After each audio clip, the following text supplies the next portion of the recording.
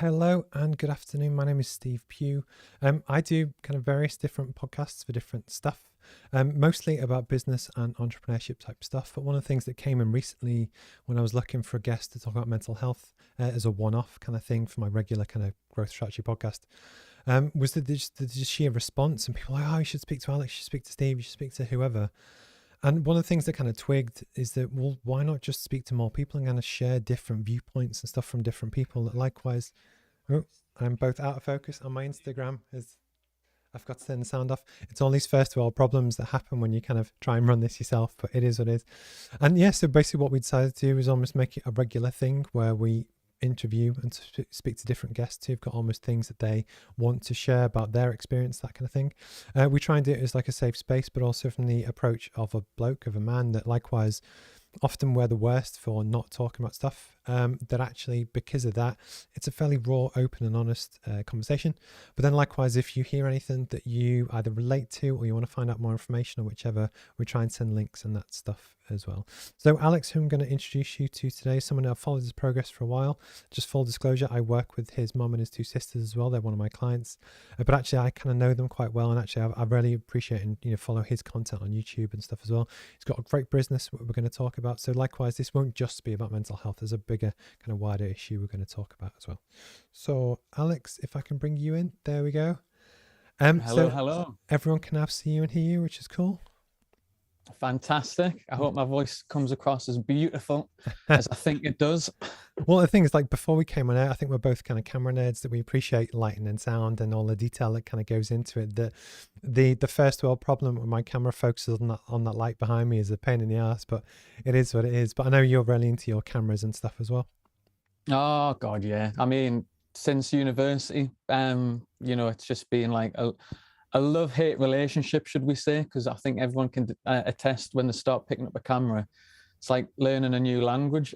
Yeah, and it never stops. But then likewise, there's always a more expensive lens or camera or whatever, and it's just, that's half the fun of it. We're kind of learning the craft. And then one of the things I always enjoyed doing is that it's mixing video with audio and just kind of learning different stuff that for me, and I know you're doing it as well, it's how can you combine your passions for something. So for me, it's all the techie bits with actually communicating and talking to people, and it's combining different things that I love. And I know that actually, before we go into kind of Woman, can you give like a 20-60 second intro just on you, your background, where you're from?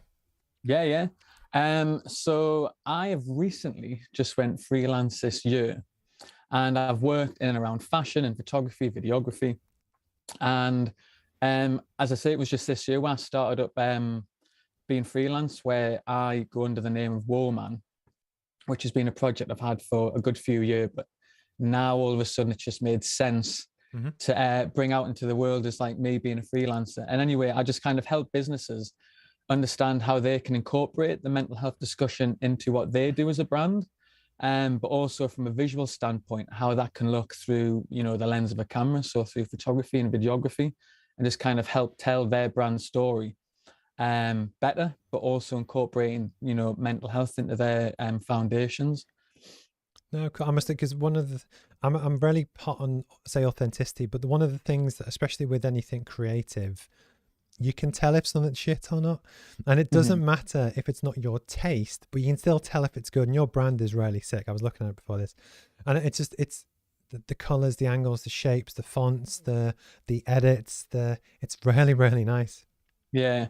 Well, I must say it's been years in the making. I've had plenty of time to think about it. And it's been one of those things where it's just been small steps every day. As I say, I've probably been setting my website up for the best part of 3 years. And only now has it got to a point where I'm like, this makes complete sense. Yeah. But it's one of those things, it is the journey, and hi Simon as well. But it's people expect things to happen overnight or think that it's easy.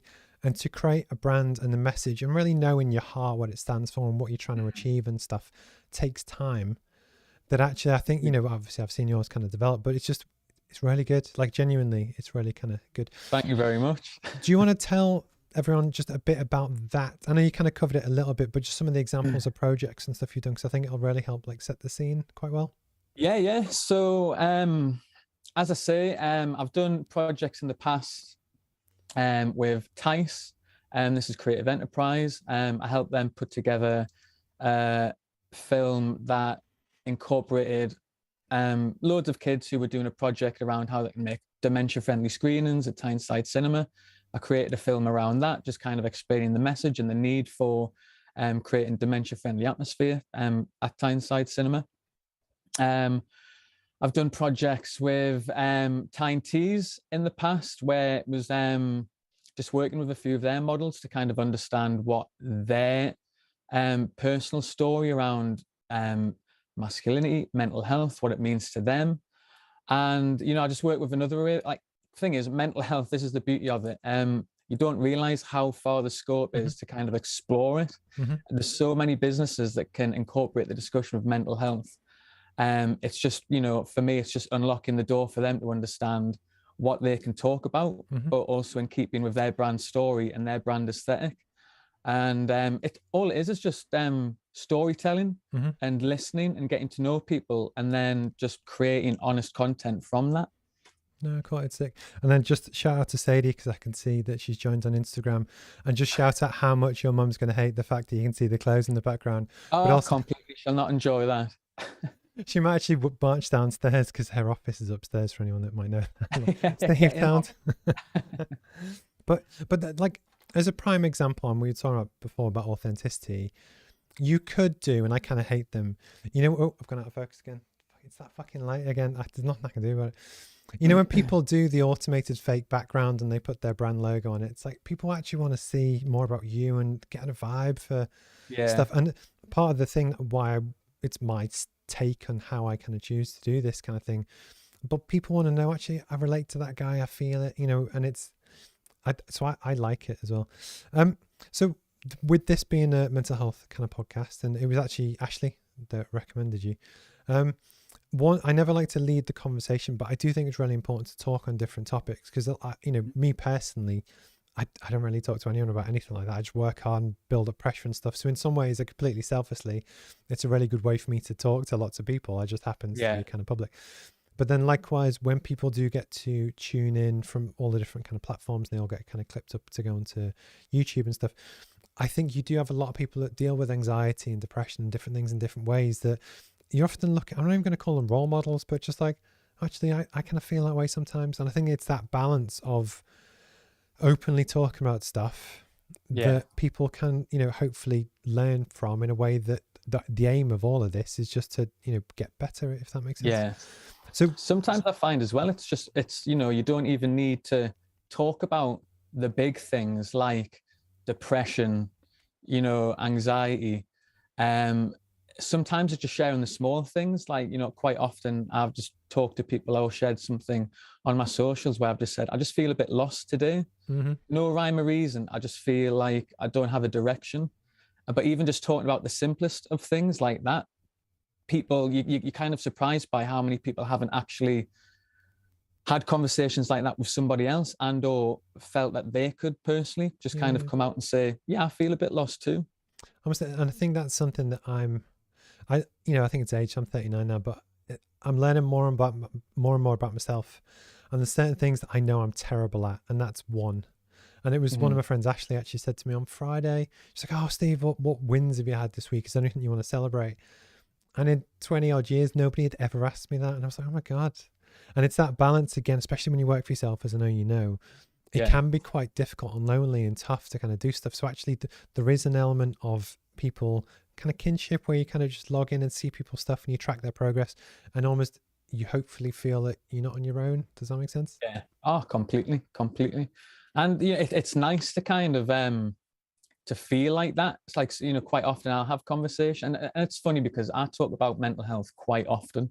You know, probably becoming that guy. But, you know, even I need constant reminders that, you know, other people are dealing with the same things that I deal with. But because you can isolate yourself so much when you feel the way you do, that, you know, you become so introverted in yourself when it comes to trying to discuss or understand your own feelings, that you know, allow yourself to forget that there's other people out there in the world who feel exactly the same. And sometimes all it takes is just to hear somebody else just agree and or, you know, carry on the conversation when it comes to, you know, feeling a bit lost or I just feel a little bit off today, that it kind of just gives you just that little bit of comfort to be like, oh, thank God I'm not on my own. Because I must be relating to that is that I'm still on, I guess, my journey of trying to figure out my relationship with mental health, if that makes sense. Yeah. Because it's just, I think, I'm not going to say my mom or the background, but it's just nobody until recently ever mentioned that. It was just work hard, you got no choice, do this, do this, do this. And it's just, so I think I'm still trying to figure out, I think I inherently know myself when maybe I feel tired and stuff that I'm knackered. And I remember actually in some of my teenage years, I couldn't put a finger on when or why, but I just felt low for probably like a week. But I couldn't tell you what triggered it or what caused it or whichever. And touch some wood, I haven't felt like that for a while. But I get it, and it does affect a lot of people. And I think it's that balance again of when you've got mates and stuff, where these say, always ask twice, but it's almost just saying, I mate, how's parenting going? How's life? How's stuff? And just, especially for me, and I don't know about you, blokes never talk openly in the way girls do about how they're feeling, or at least I don't. Yeah. But what I will do is check in and have a bit of banter with my mates, which makes me feel better. And it's a way to like diffuse the bomb without like just bursting into tears. That's just my kind of thing. Yeah. No, I mean, it's true. I mean, it's partly why I incorporate the discussion around masculinity in the work that I do, because it's just interesting how men interact with their feelings, particularly with themselves and with their friends. And as much as I am open to talking about mental health, I still find myself falling into kind of classic male stereotypes where it's just nice to just kind of vibe off one another and rib one another and like, just call each other daft names just because it just gives you that sense of comfort. And, it's that thing that's kind of built up over time where it just becomes something you're used to as a male to just kind of jokingly kind of get through things. But there is a certain level of comfort around that. And, it doesn't necessarily mean it's like a bad thing to kind of do, like, let's not try and say that men should just try and talk more about it and just kind of get straight to the point, because sometimes you need that as a stepping stone to kind of just be like, right, things feel a little bit normal. I feel a little bit more comfortable. Now, I'll probably get into some heavier stuff. But I think it's also known that, you won't be judged if you did that. Does that make sense? Often what I found is that when I go away with my mates, we go camping or something, it's like 7 or 8 beers in, you're getting past midnight, and that's when, you move towards that part of area that I think there's a lot of places, I'm not going to say barriers to get past, but you know what I mean? It's not something that I would never pick up the phone to someone and just say, I'm having a really hard time. Yeah. But you would kind of just spend a bit more time. I don't know. I think that's something I need to kind of. Well, on that, I can't count on both hands the amount of times I've probably had conversations after I've had a few beers with my pals where one moment you're talking about what would you do during a zombie apocalypse, where would you go? And then the next you're like, so I've been feeling anxious lately. And, and it's just kind of like you just go from one extreme to the other. But sometimes you just need that ridiculous conversation to just kind of ease you into it. No, I must admit, my guest last week, a guy called Steve, where we were talking about mindfulness and just kind of, that kind of thing. And what I found quite funny, and I think he actually hated it when I said it, and Steve, please tell me if I did, but it was almost that for me, I actually get that concentration where you're not thinking about other stuff, ironically, from playing on the Xbox. So if you're playing Call of Duty or something where you're really focusing on something, it could be anything, but you're just, playing. That for me is like switching off. And I know that's like the posh way that I should be doing yoga and counting my breath and stuff, but just that's what works for me. And at the same time, chatting to my mates on the headset, just chatting shit about anything. Yeah. I kind of love it. Do you know what I mean? I have quite a serious job, and that just allows me to switch off. But I totally get that. It's a bit like, I watched a great film a while back with my mum called Evelyn. And it was a documentary film. It was basically about this guy whose brother committed suicide however many years ago. And he kind of suggested that we've never spoke as a family about how it's affected each and every one of us. And the whole documentary was built around him trying to have conversations with like his mum, dad, sisters, and other brothers about the death of their, brother, child. And what they did is they just went out on walks and followed like the hiking trails that their brother son like loved going on, as a way to kind of bring down the barriers. Because, you know, it is that thing where if you're trying to sit at home talking about your feelings and you've got these four walls around you, you can feel a little bit imprisoned. Whereas, as you said there, you know, if your mind's, you know, somewhere else, or if you're walking outside and you've got all these different things happening, it just naturally, like, your walls are just down just that little bit more. And you find yourself just opening up a lot more freely, because, you know, other things are happening and it's a lot less insular and focused and feels a bit pressurized, like your mind's kind of doing other things, and it just allows you to relax, I suppose. So with this being a mental health related podcast, in your own words or your own background, what's your relationship been? What kind of things have you found that you maybe struggle with a little bit?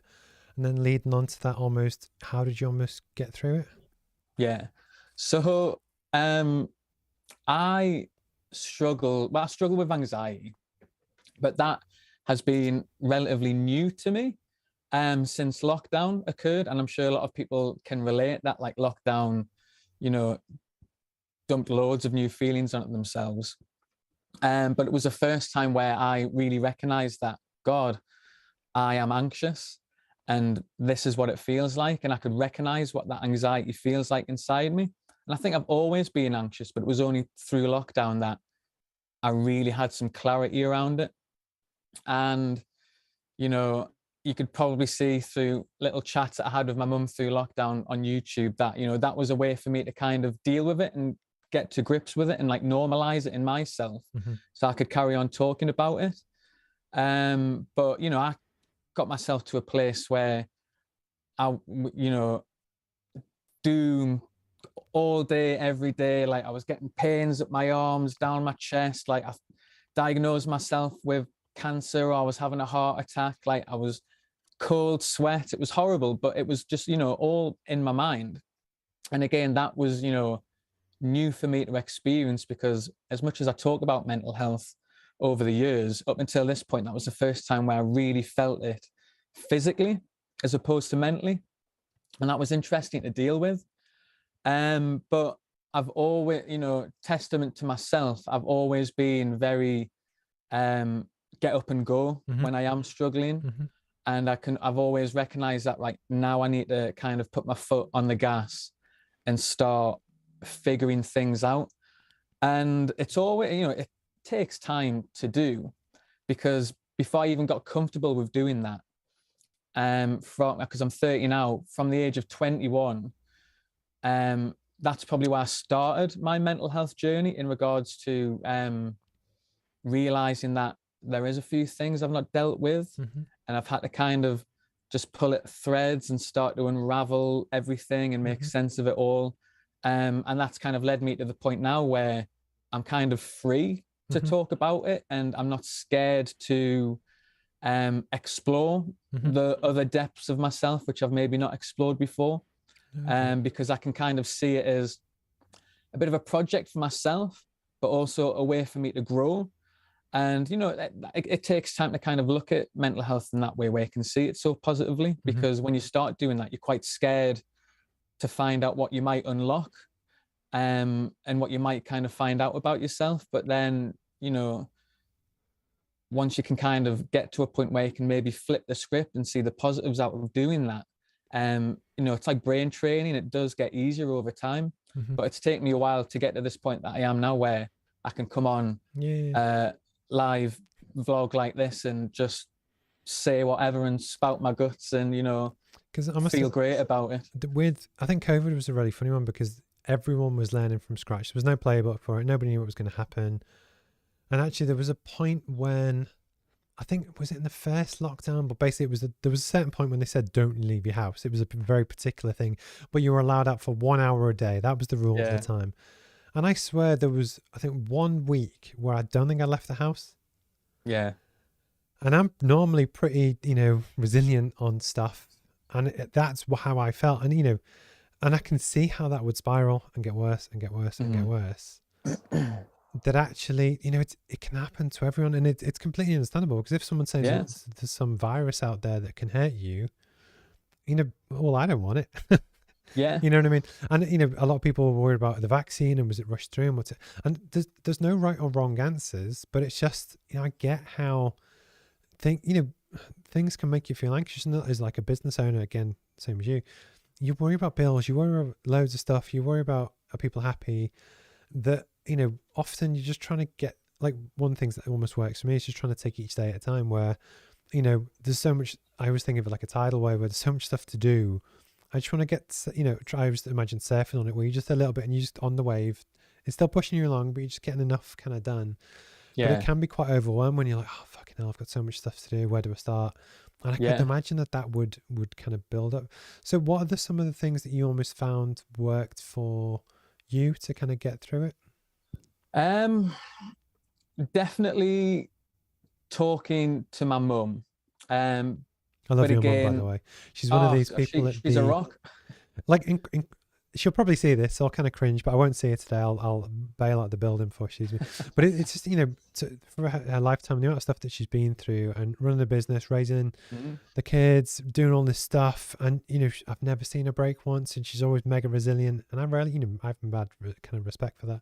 And it's just, and again, I remember watching your videos because the relationship that you have with your mum is completely different to the one I have with mine.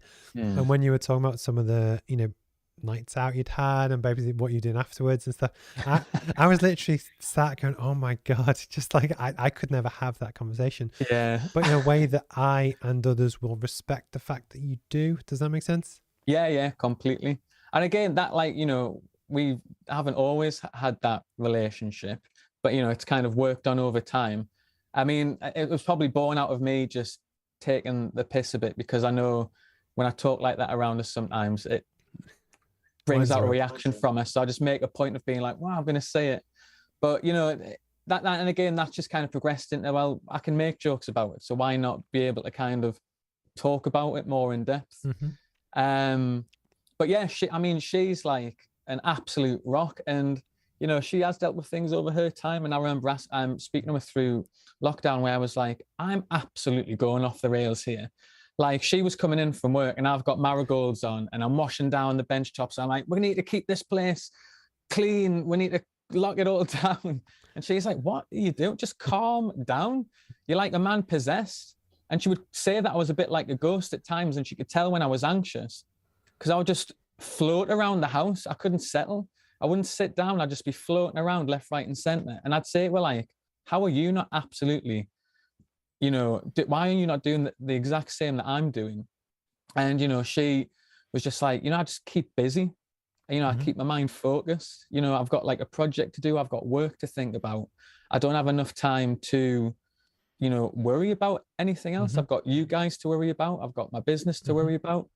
And in some way, that is a good kind of mechanism, because in a sense, someone could say that, oh, well, you're overworking.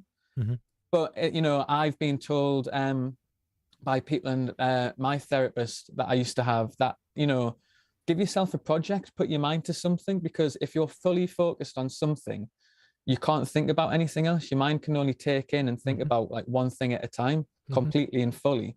So just kind of give yourself to like one project or like your work or whatever you're doing, and, it'll, take your focus away from your anxieties.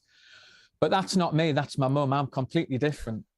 I like to ruminate and I like to think about it and I like to evaluate and, go all doom and gloom. I'm a bit of a romantic when it comes to, allowing myself to sink a little deeper.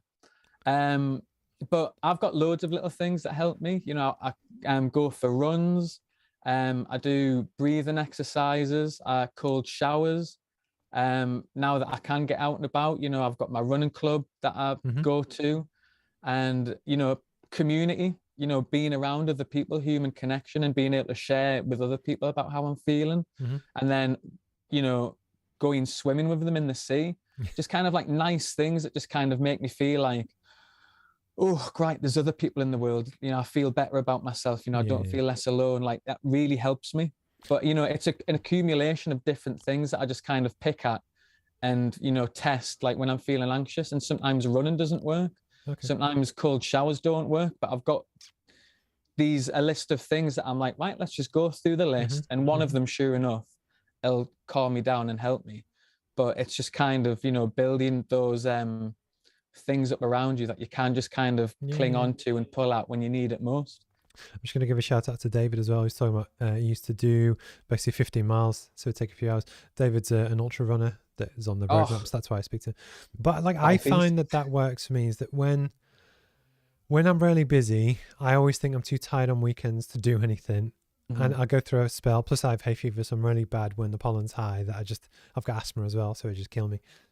But actually I've been getting better, and actually on weekends I do about 10k every Sunday. Yeah. But actually I feel so much better for it. And one of the things that because I used to, when I'd run, I'd have my Apple Watch on, I'd time it, I'd look at my splits, and now I genuinely don't care. So I don't time it, I don't even track the steps, nothing.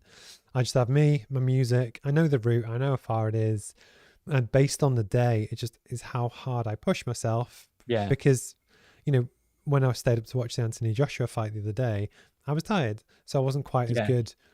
You know, the next morning, because actually I was still, sorry, I keep going out of focus. I'm going to move that light. It's a first world problem. But the point is, it's almost, for me, your breathing and stuff gets to a point where you're breathing really hard that you can't think about anything else. But actually it's almost, I don't know about you, but I sometimes get emotional when I'm running, and just stuff just like drains out any anxieties, fears, anything I'm upset about, anything. And almost it's really good to just like, oh, completely. And the beauty of running and sport, and why it's so good for you, is that, you know, it's not just because you're getting physically fit and you can, you know, and who knows, in 2 months time you'll be built like a brick shit house. It's not about that. Won't, it's trust about yeah, you never know. But it's that ability to kind of teach yourself that you can push beyond your limits. And it's a bit like, you know, it's like mental health. You know, the last thing you want to do when you're feeling super anxious or really down is to get up and do that run, or to take yourself into a cold shower, or to do a breathing exercise, because you just think like, I can't be bothered. But it's like, once you kind of force yourself to do it and you overcome that hurdle or that barrier between how you feel and you actually doing something, you realize that you have the power over your mind. You know, you can, you know, teach yourself to kind of be like, no, I can do this. I do have the power. You know, yes, I feel like crap, but it's my, you know, head telling me that I feel like crap, but there's another part of me that can overcome that. And I will go out for a run. And then quite often, say if I do go out for a run, I do one of the other things that I enjoy doing. As soon as I'm done, I'm like, that felt great. And it might not necessarily give me the freedom from my anxiety, but I've at least told myself that I pushed through and I can continue to do that. And a bit like you talking about running, you know, you're blowing out your arse and you kind of just want to stop at like the final kilometer, and you've got that internal battle going, and you're kind of saying to yourself, you're running on your own, no one's around, just stop. You know, you've got nothing to prove.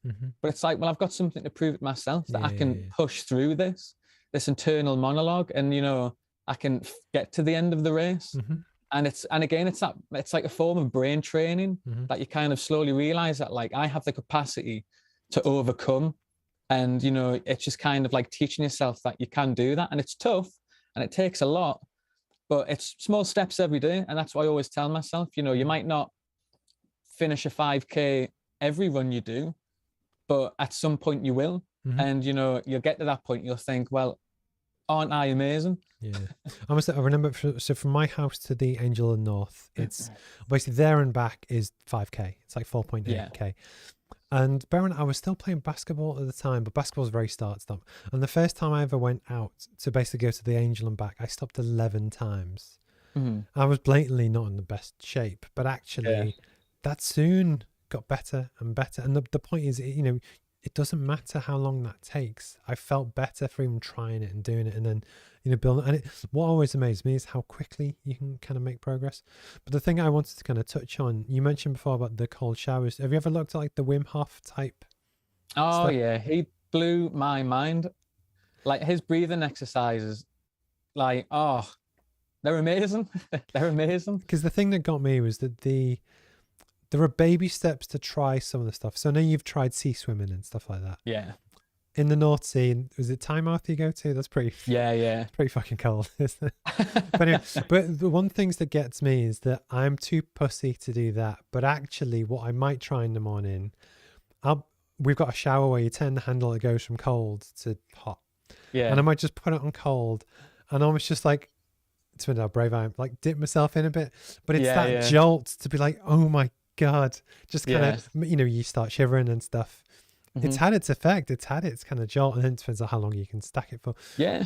But it's almost that kind of, Tony Robbins calls it, when you change your state, where you can be in a miserable mood or a really good mood, whatever, and something will happen that takes you out the mindset to kind of, and for me that kind of works. But I haven't done it for a while because I kind of hate it, but also I kind of get it as well. Yeah.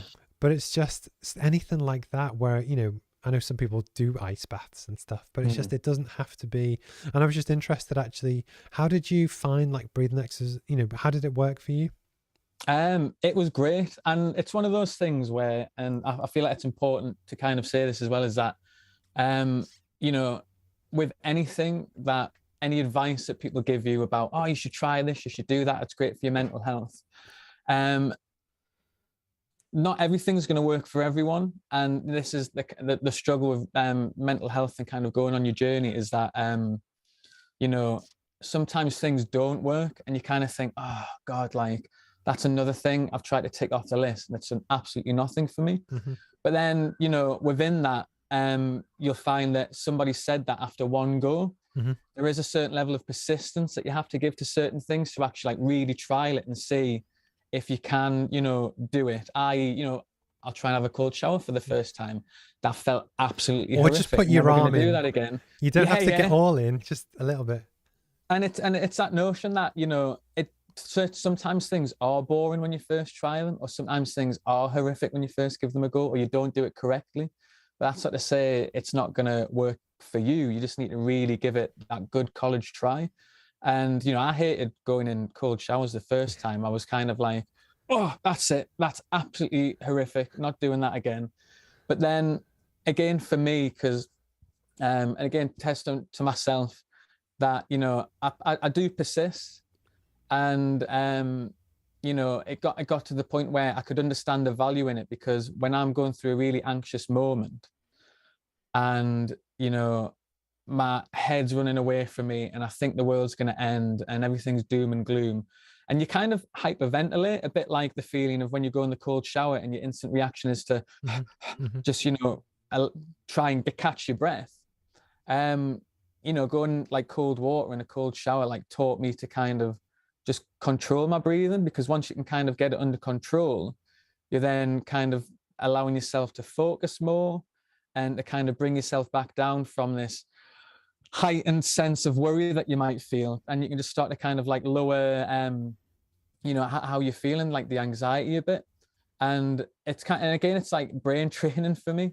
It's like, if I can control my body and its natural reaction to hyperventilate because everything's freezing cold, I can do that in the moments when I'm on a real anxious spell, and I can kind of think, no, like this is my body reacting to a situation that I don't enjoy, but I can control it. And you just kind of, take yourself to that place where it's like, right, I'm just going to breathe through it, or I'm going to go and do something else, which I know will help me kind of get my emotions under control. One thing I find quite funny is my mum's just joined on Instagram. It's the first time ever, I think. So hi, Mum. But actually, we were both at the dentist, not together this morning. I just know you were there. And when the guy has his drill out, or the polisher, or whatever it's called, you're basically lying back and there's this thing in your mouth. I do exactly the same. Do you watch SES Who Dares Wins? But but it's when people talk about being in really stress positions where something's uncomfortable, what like the pros do is just like relax, be comfortable in it, just let it happen. So even if this guy's got his drill in your mouth and it's not a very nice experience, I try and go to this Zen place where like you're not in pain, you're not in danger. And it kind of hurts, because it's the other thing that I find funny about the dentist is when they pump water into your mouth, either to clean it or cool, whatever they're doing, and then they got the sucky thing where it's like it's like, what you do with your tongue? It's a nightmare. I'm sure they just give you water to swill your mouth out as a joke, particularly if they've injected you with stuff and your mouth's all numb and you just kind of hanging over a ball, just dribbling out. I'm sure they're like fantastic. That's made my day. I Like, remember once I had fillings done in both sides. They must have been bad. Sorry, Mum. And anyway, and they injected, you're not meant to do both sides at the same time. So normally one will like numb one half of your mouth, but it did both. And I couldn't really talk, couldn't speak. And then I think I accidentally bit into my tongue because I couldn't feel my tongue because it was the thing. But it's just funny how different, you know, you can use the same skills in different environments if you just feel pressured or stressed or whatever. yeah. So one of the things that I think is really important that, you know, people can kind of take or leave or whatever, it's up to you. Just for you, and it can either be for you or people that you've met through Roman and stuff that you've done. Just for anyone that's going through all manner of different things at the moment, have you got any advice or what kind of work for you, or just any tips or anything that you would say to that person? If, imagine one of your mates reached out to you and was just having a tough time, what would you kind of share? Yeah. It's always a tough one because I always forget not everyone's like me and as forthcoming as I am, and where I am on my mental health journey, they're at a different place. But I'll always just kind of say, you know, kind of like wrap yourself around people that like make you feel good. Like think about like the people you surround yourself with and recognize that like who do I hang around with that makes me feel like the best version of myself? Because like sometimes when you are feeling the worst, they're the people that you need who can just make you feel that, give you that extra bit of comfort. And, you know, it's practice at the end of the day. You don't just wake up one day and think, right, I'm able to talk about how I'm feeling. Mm-hmm. And I know when I think back to the start of my mental health journey, I couldn't make sense of what was going on in my head. It was like looking at a ball of yarn and trying to make sense of it. And it's kind of trusting your gut and following instincts in regard to what do I feel like I want to do in that moment when I'm feeling anxious. And for me, for whatever reason, I don't know why, I just started writing poetry. And it was a way for me to kind of write something a little bit more abstract that didn't necessarily make sense. But at least for me, it was a way for me to kind of start solidifying how I was feeling. And I could physically look at it on paper and think, right, you know, that might not make sense to me, but in that moment, it gave me an outlet. Mm-hmm. And I did that for a few years. And then when that kind of started to, you know, when I started to kind of get better at articulating how I was feeling, that then turned into kind of blog writing, which then when I was actually making full sentences that made sense and writing paragraphs, I realized that then I could actually articulate myself better. Mm-hmm. So then came like me being able to talk more about it because I didn't feel the fear of, well, this isn't going to make sense and no one's going to understand what I'm on about. Because that does give you a sense of like, well, what's the point in trying if I don't understand myself? And that gave me the opportunity to kind of get to a point where, oh, now I can do that. Mm-hmm. And again, you just kind of small steps every day. Right now I'm at this point. What else can I do that's going to help me understand how I'm feeling? And I think all of this for me and is where creativity really opened my eyes to understanding how I can articulate myself better. Mm-hmm. And, you know, before I went back to college and then went through uni, I never spoke about mental health, very much shied away from it, just kind of kept myself to myself and, you know, would kind of non-confrontational. I wouldn't want to talk about it. And, you know, I'm at a stage now where, you know, I can make sense of how I'm feeling through photography and videography, and I can create documentaries on behalf of somebody else to share their story. And it's just all a process. You just get better and better and better at being able to articulate yourself. But you've just got to find that point where you get yourself to a place where you just feel a bit more comfortable to explore your mental health. And from there, it just evolves. And you just kind of get to a point, you know, 1 year, 2 year, 3 year, 4 year down the line where it just begins to make sense. But as I say, it's a process. It's a very, very long process and it takes time. But it's just persistence. You've just got to persist and also just build up a community of people around you who can just give you those moments of, you know, comfort where it just gets you through the days when you can't articulate it. I think creativity is a really funny one. I know, you know, Because I remember when I was it was my last paid job, and I hated the whole thing, whatever. And I've always, as my mom will tell you, like I've always drawn stuff or been creative or created videos or whatever. I've always loved doing that kind of thing. One of the things that I'd realized is when I was fundamentally unhappy in this job, all of my creativity just stopped. Mm-hmm. And what was really funny was that I was at a trade show for a work event, and it was a guy who I know through LinkedIn and just worky stuff. And I can't remember even how he said it, but it was almost, "Oh, Steve, I haven't seen you create any content or post in a while." And I twigged at that point, and I actually got quite upset because I was like, I realized that I was unhappy. Have you got a weird light that keeps going on and off? The sun, it's dances magic to the beat of its own drum, that one. No, I just wondered. It's cool. But yeah, and it was just, I find that if I'm not in the best place, my creativity stops, and it's almost that's a measure for me of if I'm not in a great place or not. And it's just, you often wonder, is there a link between creativity and maybe, being a bit more open to your emotions? Because it's difficult to both do stuff and create anything original. You kind of have to be a bit more in tune with stuff in the world and whatever. And then there's always the balance. I don't know about you, but when you do create something and put it out there, are people going to like it? Are people going to hate it? And in some ways, it doesn't matter. It's about you doing it, if that makes sense. And one of the things that almost gets me, because I know you're thinking about doing a podcast type thing as well, which, you should definitely do. It's that balance of 99% of people who see it won't interact with it, but they still see it. And a lot of them may still get value from it. And actually, for what we're talking about, it's probably the people that won't interact who need the most help. Does that make sense? And I can totally agree with that, because the amount of stuff that I post on my Instagram about what I've been through, the feelings I have, and the videos I create around that, quite often it has been the people who haven't liked it or connected with it in any way, who've came up to me and said, "Oh, I saw that video you did, or I saw that post you put out, or I love the content you create." And it's always a surprise to me to kind of, we're in a world where you kind of think if people haven't liked it or commented on something, that they just haven't seen it. But it's not the case. And I think particularly with mental health, I need to remind myself that there is a fear about liking something that is related to mental health, because if other people see that, then, they might assume that, oh God, are they okay? They've liked something, commented on something that talks about, depression or something. And, is there a connection there? And, you don't necessarily want to kind of get in contact with like content like that in a way that people can notice.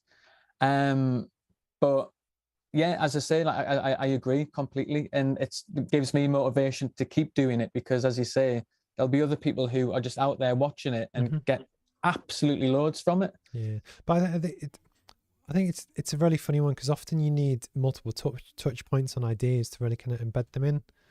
And it's just it's often just a suite of things, and actually just people generally talking about stuff in the way that they didn't. Because likewise, I don't know a lot about many of this stuff, but I know my own.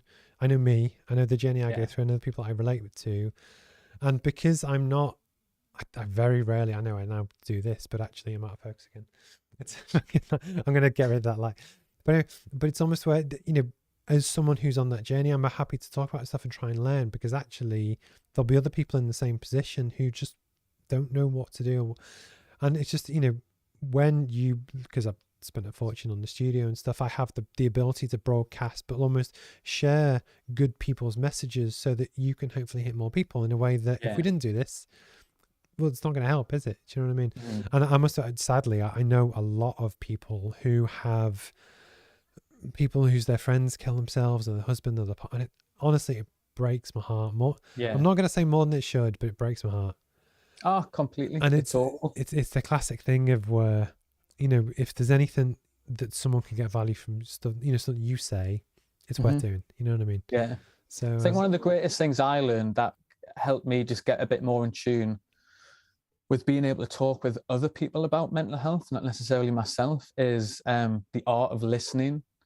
And it wasn't until I went through therapy where, your therapist leaves the longest pause in between you replying to a question that they're throwing out there. And sometimes you're sitting there and you're kind of just looking at them thinking, are you going to say anything. I've got nothing for this. But then all of a sudden you find yourself just blurting out something, and that's just bubbled up from deep inside of you, which you're kind of like, where has this information came from? But it's the most profound and deepest stuff I've ever said, because in that silence, I can't deal with the awkwardness, that I'm just like, I'm gonna have to say something. And you just come out with some of the greatest stuff that you kind of like, where's this come from? I completely forgot about that memory. And now it's out in the world. And you can do that for other people if you just kind of sit back and engage with them and give them the space to kind of be in silence, where they will also, it's like why Louis Theroux's such a good documentarian. You'll watch him and he'll have awkward pauses, and people think he's an awkward interviewer, but people come out of the most wild and absurd stuff because he gives them the space to say it, and it works. And as you say, it might make people feel a little bit uncomfortable at times, but sometimes a little bit of discomfort is what people need. Do you know how tempted I've been to just not reply? It's just like, I should shut up. No, for the last minute, let him say something. When you were going, I'm not that cruel, because especially I think if you're in a room with a therapist, that's fine. But it's just, if I was just to stand still and just not, you don't want dead air on a live stream. Well, things, when I spoke to Simon Ball, I had to go down to the door, so I had to just fill air for like 3 minutes. But the thing is, it's that authenticity that people, I hope people like, that it's real. It's the part of doing longer form content, is people get a vibe for you, because even though I've followed your content for a while, yeah, it's nice to speak to people and get a feel for different, and you get to learn more about them. And it's just, I think that's the world we're kind of in. And one of my real pet peeves as well, when you speak on Instagram and stuff, is that, everything's perfect, drive Ferraris and Lamborghinis and whatever. Yeah. And that's not the case. And whether as even as, when the sound goes off, or the lights go out, or the sun disappears, or just, or just admitting, that I have bad days, or you have bad, I think there's a space for that authenticity that you don't always get, and that's the reason why I genuinely kind of love doing this. I know that you have your running club at 6, so I won't kind of keep you, but I just want to say it's been a genuine kind of pleasure. Where can people kind of find you on the internet, follow your socials? So you can find me on Instagram over at We Are Woman, and Woman is spelled WOEMAN. And where else am I? Just there, really. That's the only place I really kind of put loads of my content. And you got your website as well? Yes, and I've got a website. I'm glad you reminded me, which is, woman.co.uk. Dead simple, easy to find. And I've got my running club, which I do Tuesdays down in Heaton Park, Thursdays in Tynemouth, both at 6 p.m. Sociable, 5K. It's just building a community where, we're not necessarily caning and sweating our tits off to kind of get around a 5K course, but it's just for talking just kind of blowing away a few cobwebs. Nice. And as I say, that's, community, build up a community around you. It, relieves you of tension at times they're just lush to be a part of a community. Cool. Well, honestly, thank you for your time. I've genuinely really enjoyed it. I wasn't just blowing smoke before. I do love the brand. I love the edit. I love everything about the feel. It's kind of spot on. And not everyone has that talent, that it's, I spend a lot of time on socials watching who does what, and it's rare that, you see someone where you actually think that's really good. And, it's that trick of just, just keep doing what you do and keep talking to people and see what happens. Yeah. No, thank you very much. It's been a pleasure. I've enjoyed doing this. It's nice to just chat about yourself. I don't think people get to do it enough. But and likewise, I'll probably get the lowdown in about 10-15 minutes time when your mum tells me how much she hated this. But I also kind of love it because of that, if that makes sense. That's cool. Oh, I'll relish in it. Genuinely, thank you for your time and stuff. We'll catch up soon, and see you soon.